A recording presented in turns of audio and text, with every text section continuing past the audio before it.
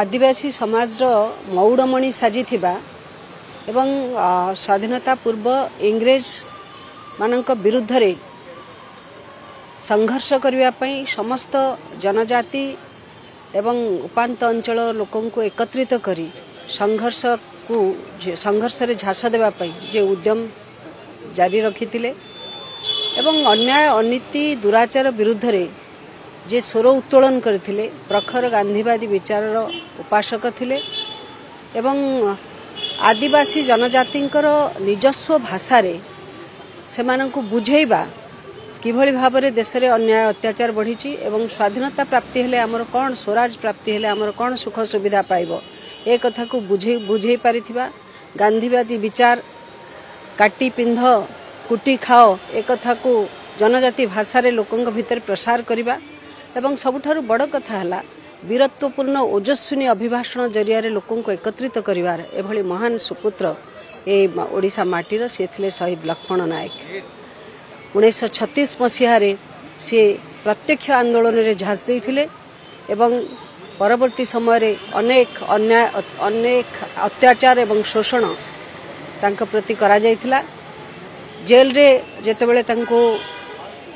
फांसी दंडादेश निर्देश है अंतेवासी समस्त जेल रे थिबा समस्त लोकों मन रे गोटे दुख थिला जे ये बहुत बड़ अन्याय हो जाइछि बोलिकरी किंतु सेतेबेले शहीद लक्ष्मण नायक हसी हसी देश मातृकार स्वाधीनता पाई निज जीवन को झास देवा को पश्चातपद हो नथिले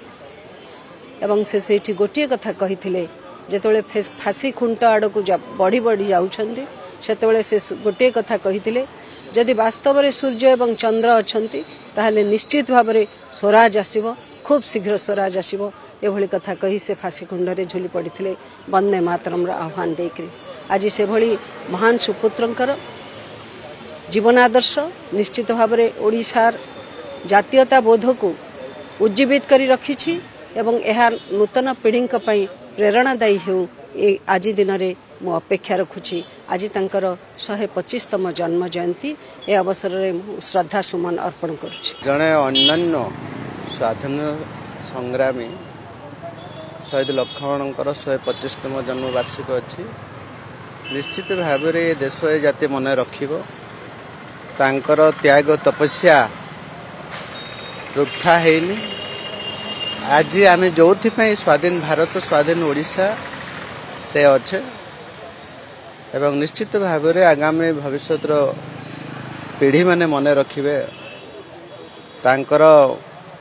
ए देश प्रति भल पाइबा एवं विभिन्न अंचलर लोक माननकु आज को 125 वर्ष पूर्व एकाठा करिकी इंग्रेज मानक विरोध रे लड़ाई करवा बहुत कठिन थिला निश्चित भाव में से जड़े